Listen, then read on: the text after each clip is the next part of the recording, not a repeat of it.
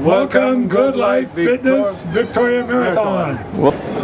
So, of course, I'm a university professor, so sorry for the PowerPoint over there. I'd like to thank Goodlife Fitness, of course, for the invitation to come and speak today. And of course, so really my goal today is to talk about how to prevent injuries in the first place, perhaps give you some ideas about how to get treated in an optimal fashion. So our research paradigm, we consider every runner to be a puzzle, a very complex, sophisticated puzzle. It's difficult to figure out, but there are really 4 pieces to that injury puzzle. How you run in terms of your biomechanics, the strength of specific muscles within the lower extremity and the pelvis, how flexible you are in certain areas, and of course your alignment. So when we talk about modifiable and non-modifiable factors, your alignment is what you've got. That's the way you're built. You can blame your parents. So that is a risk factor. It needs to be considered. You can certainly become more flexible. You can certainly become stronger.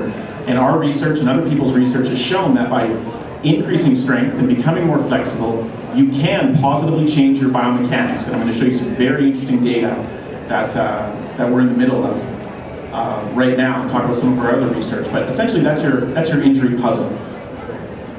First thing to realize is that running is a contact sport.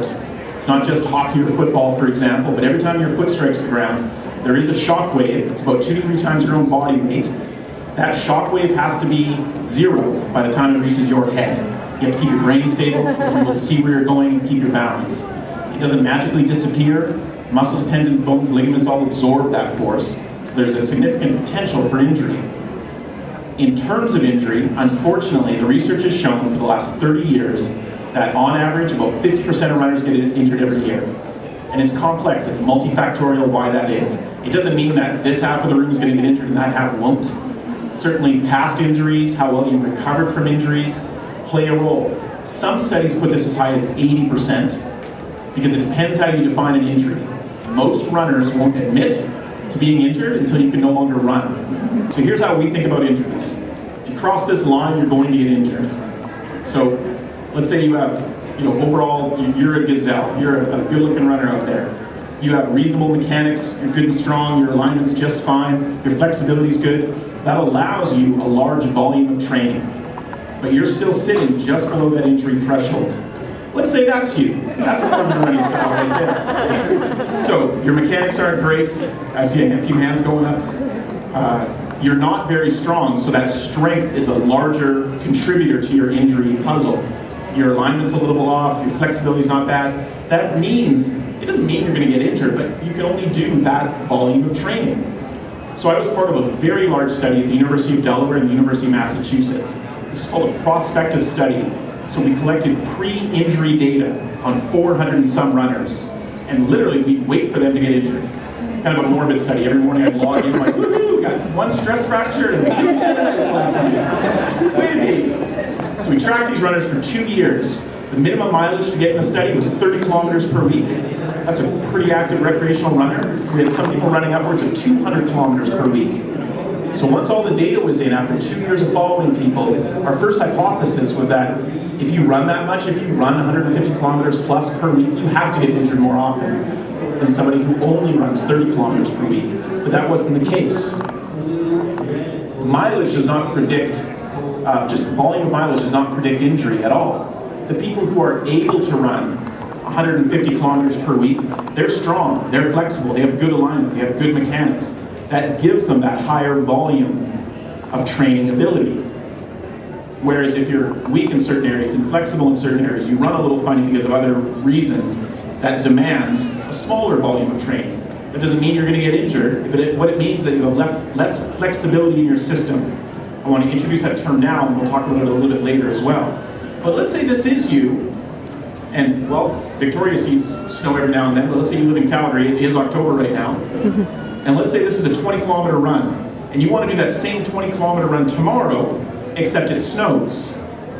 So nothing has changed intrinsically about you. The same volume, you're about to run the same volume, but now you really have to change your mechanics because it's slippery outside. That in and of itself is enough to put you over the edge. So I just talked about this in terms of, it's complex in terms of why you get injured. It doesn't have to be a training error. You didn't commit a training error here. Maybe you've done back-to-back 20Ks It's just that one aspect of your mechanics that you changed. So my job is to convince you of how you can optimize strength. We're just going to talk about strength today, and I'll show you some what I think is very convincing data. So here's somebody who's trying to run a marathon, and they don't have core and hip strength. They can't control one body weight. This person's in phenomenal shape. She's got a nice six-pack going, constant knee pain. She lacks core stability. Most importantly, she lacks hip strength to control her knee. You can see how that knee collapses inwards on both sides. It's actually forcing her into a pronated position. It's forcing that foot inwards. Even a single leg squat. There's some research out of the University of Delaware and University of Kentucky to show that this is just doing this as a simple test. Can you control one body weight? It's predictive of injury. In other words, if you can't control your own body weight, you're going to get injured. Lack of strength. The one muscle I want to talk about is gluteus medius. This is the pain in your butt. This is the key stabilizer of your entire leg. If you stand on one leg, this is the muscle that primarily balances you. And what you're trying to do tomorrow, you're trying to stand on one leg 40,000 times in a row while you're running. So when your foot strikes the ground, this is the first muscle active. It's the link between your head, arm, trunk segment and the segment that's on the ground, which is your leg. So if this muscle is not strong enough, it's not going to be a good stabilizer. So here's a very nice example. This person actually holds the gold medal for the weakest hip abductors ever measured out of thousands of people in our research lab. This person has a callus in between her knees because they just constantly strike. They just rub against each other. She lacks that abductor, that gluteus medius strength, and her knee collapses inwards quite violently. You gotta be really buggered up to make it into one of my videos, by the way. But this is a very atypical mechanical pattern. Another mechanical pattern that shows up because of this, though, is called a heel whip. You'll see when this person's foot is on the ground, it's pointed straight front to back. That's very typical. All runners adopt a front to back foot position. But as that foot comes off the ground, see how the heel whips in and the toes flare out? So every time your foot strikes the ground, there's springs that get loaded up. It's just normal biomechanics. Everybody has this internal rotation going on at the hip and the knee. It's whether you can control that or not. If you cannot control it, when your foot comes off the ground, those springs unload, they unwind outwards, and that draws the toes outwards. So this is indicative of lack of hip strength as well. And so I want you to be a dork like me. I watch the way everybody walks and runs all the time, trying to understand these concepts. But if you kick yourself when you run, you've got a heel whip. In other words, you've got hip stabilizer weakness. If it's rainy out and you come back and you're all muddy on the inside of your legs, you've got a heel whip. Most importantly, if you just look at this person when they're walking barefoot, they demonstrate, just watch this left foot here, they demonstrate a heel whip just while walking. So that's what your foot is doing inside your shoe. Your shoe is stuck to the ground, but because you're wearing a sock, there's less frictional force. So the reason I like to bring this up, especially to a marathon group, is how many of you have black toes, blisters, calluses that you just can't seem to get rid of? You've tried lots of different shoes, every sock on the market, you've duct taped. It's because your foot is doing that inside your shoe, whether you like it or not. It's not the shoe's problem, it's not the sock's problem, but you're developing frictional forces on top of your little toe, all along the ball of your foot, and on your first and second digit as well. So this is almost the best explanation for why you get black toes. It's torsional stress while your foot is inside the shoe.